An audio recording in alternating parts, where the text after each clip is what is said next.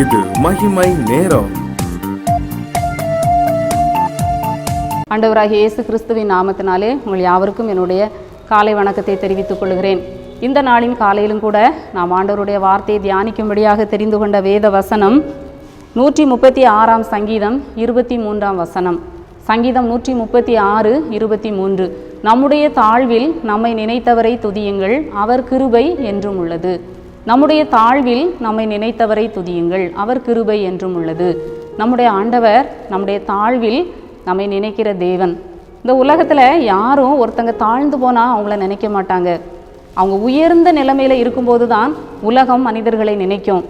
வாழ்க்கையில் ஒரு தாழ்வு வரும்பொழுது மனிதர்கள் எல்லாரும் என்ன செய்வாங்க? அவர்களை விட்டு ஓடி விடுவார்கள், மறைந்து விடுவார்கள், மறந்து விடுவார்கள். ஆனால் நம்முடைய ஆண்டவர் அப்படி அல்ல. நம்முடைய தாழ்வில் அவர் நம்மை நினைக்கிறார். நம்முடைய தாழ்வில் அவர் நம்மை நினைக்கிறார். இந்த சங்கீதத்திலே பார்க்கிறோம், நம்முடைய தாழ்வில் நம்மை நினைத்தவரை துதியுங்கள், அவர் கிருபை என்றும் உள்ளது.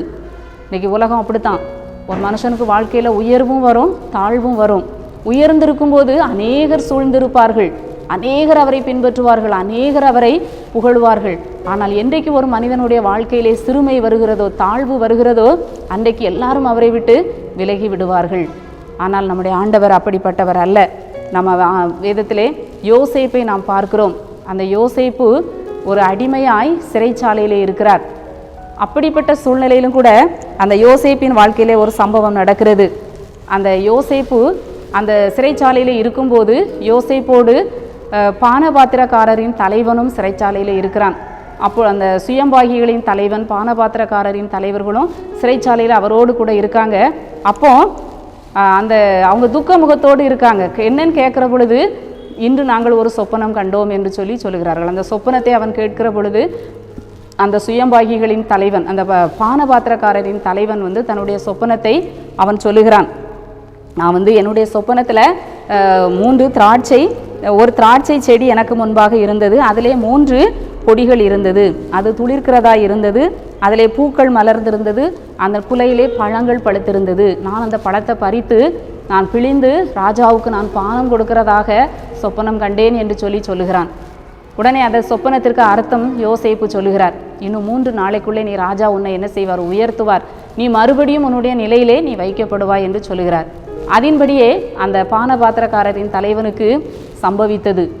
அப்பொழுது அந்த யோசேப்பு ஒரு வார்த்தை சொல்லுகிறார், நீ வாழ்வடைந்திருக்கும் போது என்னை நினைத்து என்மேல் தயவு வைத்து என் காரியத்தை பார்வோனுக்கு அறிவித்து இந்த இடத்திலிருந்து என்னை விடுதலையாக்க வேண்டும். எவ்வளோ ஒரு கஷ்டமான ஒரு சூழ்நிலையில் யோசேப்பு இருக்கிறார் பாருங்க.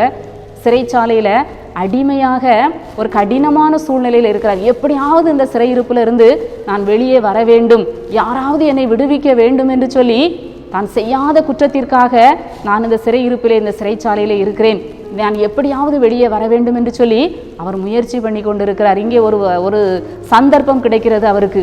அந்த பானபாத்திரக்காரரின் தலைவனை பார்த்து சொல்லுகிறார், நீ வாழ்வடைந்திருக்கும் போது என்னை நினைத்துக்கொள், நீ வாழ்வடைந்திருக்கும் போது என்னை நினைத்துக்கொள். ஆனால் நடந்தது என்ன? பானபாத்திரக்காரரின் தலைவன், கடைசி வசனத்தில் பார்க்கிறோம், பானபாத்திரக்காரரின் தலைவன் யோசேப்பை நினையாமல் அவனை மறந்து விட்டான். பாருங்க, அவனுக்கு ஒரு வாழ்வு கிடைச்சிருக்கு. மீண்டும் அவன் என்ன செய்தான்? அந்த ராஜாவுக்கு பானபாத்திரம் கொடுக்கிறவனாக தன்னுடைய நிலையிலே உயர்த்தப்படுகிறான். யோசேப்பு சொல்லி அனுப்புகிறான், நீ வாழ்ந்திருக்கும் போது என்னை நினைத்துக்கொள், என்ன மறந்துடாத, நான் இதிலிருந்து எப்படியாவது வெளியே வர வேண்டும் அப்படின்னு அவன் சொல்லி அனுப்புகிறான். ஆனால் அவன் என்ன செய்து போனான்? மறந்து போனான். மனிதர்கள் மறந்து விடுவது இயற்கை, மனிதர்கள் மறப்பது இயற்கை. நம்ம எவ்வளவுதான் நன்மை செய்தாலும் அநேகர் மறந்து விடுகிறவர்கள் இன்று உலகத்திலே காணப்படுகிறார்கள். நம்ம செய்த நன்மையை மறந்து விடுகிற ஜனங்கள் அநேகர் புலம்புகிறார்கள். நான் எவ்வளவு நன்மை செய்தேன், என்ன மறந்துட்டான், நான் எவ்வளவு உதவி செய்தேன், என்ன மறந்துட்டாங்கன்னு புலம்புகிறதை நாம் பார்க்கிறோம். ஆனால் நம்முடைய ஆண்டவர் அப்படி அல்ல. ஆண்டவர் நம்மை நினைக்கிற தேவன். தாழ்விலே யோசேப்பை பானபாத்திரக்காரன் மறந்து போனான். சொல்கிறான், நான் எபிரேயருடைய தேசத்திலிருந்து களவாய் கொண்டு வரப்பட்டேன், என்னை இந்த காவல் கிடங்கில் வைக்கும்படிக்கு நான் இவ்விடத்தில் ஒரு பொல்லாப்பும், நான் ஒன்றும் செய்யவில்லை, நான் ஒரு தவறும் செய்யவில்லை அப்படின்னு அவனிடத்துல உருக்கமாய் பேசுகிறான். அவன் சரின்னுட்டு போகிறான், ஆனால் மறந்து போகிறான். அந்த பானபாத்திரக்காரன் மறந்தாலும் கர்த்தர் அந்த யோசேப்பை என்ன செய்யலை? மறக்கலை. அவனுடைய தாழ்வில் ஆண்டவர் அவனை நினைக்கிறார். அந்த சிறையிருப்பில், அந்த சிறைச்சாலையில் கர்த்தர் யோசேப்போடு இருந்தார் என்று நாம் வாசிக்கிறோம். ஒரு நாள் வரும்பொழுது அந்த பானபாத்திரக்காரன் அதுக்கப்புறம் தான் யோசிக்கான், நான் செய்த குற்றம் இன்றுதான் என் நினைவில் வந்தது என்று சொல்லி அவனுக்கு திரும்ப நினைவு வருகிறது. திரும்ப அவன் ராஜாட்ட போய் சொல்லுகிறான். 2 வருஷம் அதில் பார்க்குறோம், 2 வருஷம் சென்ற பின்பு பாருங்க, அவன் எப்படியாவது எனக்கு உதவி செய்து என்னை அந்த ஜெயிலிருந்து வெளியே கொண்டு வருவான் என்று சொல்லி ஒவ்வொரு நாளும் யோசேப்பு சிறைச்சாலையிலே அவன் நினைத்திருந்திருக்கலாம். இந்த நாளில் எனக்கு ஒரு விடுதலை கிடைக்கும், பானபாத்திரக்காரன் தலைவன் எனக்கு உதவி செய்வான், என்னை வெளியே கொண்டு வரதுக்கு உதவி செய்வான் என்று சொல்லி ஒவ்வொரு நாளும் அந்த யோசேப்பு எதிர்பார்த்திருந்திருக்கலாம். 2 வருஷம் சென்ற பிறகுதான் இந்த சம்பவம் நடக்கிறது. ஆண்டவர் நம்முடைய தாழ்வில் அவர் நம்மை நினைக்கிற தேவன். நாம் நினைக்கிறோம் எல்லாரும் என்ன மறந்துட்டாங்க, எல்லாரும் என்ன கைவிட்டுட்டாங்கன்னு சொல்லி அநேக வேளையிலே நாம் புலம்பிக் கொண்டிருக்கிறோம். ஆனால் ஆண்டவர் சொல்லுகிறார், ஸ்திரீயானவள் தன் கற்பத்தின் பிள்ளைக்கு இறங்காமல் தன் பாலகனை மறப்பாளோ, அவர்கள் மறந்தாலும் நான் உன்னை மறப்பதில்லை. நம்முடைய தேவன் நம்மை மறக்காத தேவன். நம்மை சிருஷ்டித்தவர், தாயின் கருவிலே நம்மை உருவாக்கினவர், நமக்காக அவர் ஜீவன் கொடுத்தவர். நான் உன்னை ஒரு நாளும் மறக்க மாட்டேன். அதான் ஏசாயாவில் நம்ம வாசிக்கிறோம், இஸ்ரவேலே நீ என்னால் மறக்கப்படுவதில்லை. சியோன் சொல்கிறார், ஆண்டவர் என்னை மறந்தார், ஆண்டவர் என்னை கைவிட்டார் என்று சொல்லுகிறாள். ஆனால் ஆண்டவர் ஒரு நாளும் நான் உன்னை மறப்பதில்லை என்று சொல்லி ஆண்டவர் சொல்லுகிறார். இந்த காலை வேளையிலே ஒருவேளை ஆண்டவர் மறந்தாரோ, இரக்கம் செய்ய மறந்தாரோ, கோபத்தால் தம்முடைய உருக்கமான இரக்கங்களை அடைத்து கொண்டாரோ என்று சொல்லி சிந்தித்து கொண்டிருக்கலாம். தாவீது ராஜா அப்படித்தான் சொல்லுகிறார், தேவன் என்னை மறந்தாரோ, என்னை கைவிட்டாரோ, ஏன் என் வாழ்க்கையில இப்படியெல்லாம் தாழ்வு வருகிறது, ஏன் என் வாழ்க்கையில இப்படிப்பட்ட சிறுமைகள் வருகிறது என்று சொல்லி தாவீது ராஜா கூட வாழ்க்கையிலே அங்கலாய்த்த ஒரு மனுஷன்தான். ஆனாலும் கூட ஆண்டவர் அவர் சொல்கிறார், நம்முடைய தாழ்வில் நம்மை நினைத்தவரை துதியுங்கள். அவர் ஒரு தாழ்வில் இருந்து உயர்த்தப்பட்ட ஒரு மனிதன். ஒரு கரவலாடுகளின் பின்னாக அலைந்த ஒருவனை ஆண்டவர் ஆட்டு மந்தையிலிருந்து எடுத்து ராஜாவாக உயர்த்தினார். அவரும் வாழ்க்கையிலே தாழ்மையான பாதையின் வழியாய் கடந்து செல்லும் பொழுது ஆண்டவர் தாவீதை மறக்கவில்லை. ஆண்டவர் தாவீதின் மேல் நோக்கமாய் இருந்தார். ஒரு காலம் வரும்பொழுது அவர் உயர்த்தப்பட்டார். நாமும் கூட நமக்கென்று ஆண்டவர் வைத்திருக்கிற ஒரு வேளை வரும்பொழுது நிச்சயமாக ஆண்டவர் நம்மை என்ன செய்வார், தாழ்வில் இருந்து ஆண்டவர் நம்மை உயர்த்துவார். நாம் ஆண்டவருக்கு நாம் நன்றியோடு, ஆண்டவரே நீர் என்னுடைய தாழ்வில் என்னை நினைக்கிற தேவன், அவர் கிருபை என்றும் உள்ளது. நம்ம மனிதர்களுடைய அன்பு கிருபை எல்லாம் எப்படி இருக்கும், நம்ம வாழ்ந்திருக்கும் போது தான் மனிதர்கள் நம்மோடு இருப்பார்கள். ஆனால் தாழ்வில் ஆண்டவர் அவர் கிருபை நம்மோடு இருக்கும்.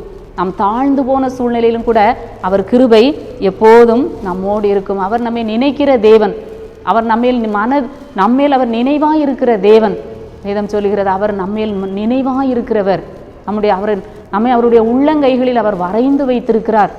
உன் மதில்கள் எப்போதும் எனக்கு முன்பாக இருக்கிறது என்று சொல்லி நம் வசனத்திலே வாசிக்கிறோம். மற்றவர்கள் நம்மை மறந்தாலும் ஆண்டவர் ஒருபோதும் நம்மை மறக்கிற தேவன் அல்ல. இந்த காலை வேளையிலும் கூட நாம் ஆண்டவருடைய கரத்திலே நம்மை ஒப்பு கொடுப்போம்.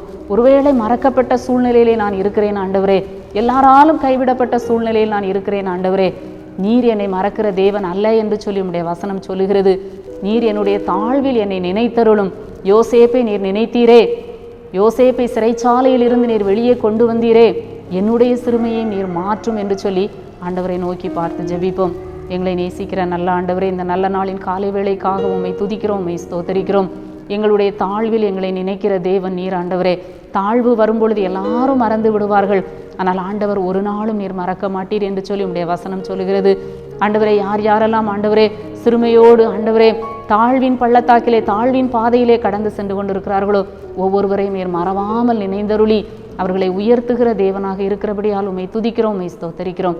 இந்த நாள் முழுவதும் உங்கள் நீங்காத பிரசன்னம் எங்களோடு கூட இருந்து எங்களை தாங்கி வழி நடத்தட்டும். மீட்பர் இயேசு கிறிஸ்துவின் மூலம் ஜெபிக்கிறோம் நல்ல பிதாவே, ஆமேன்.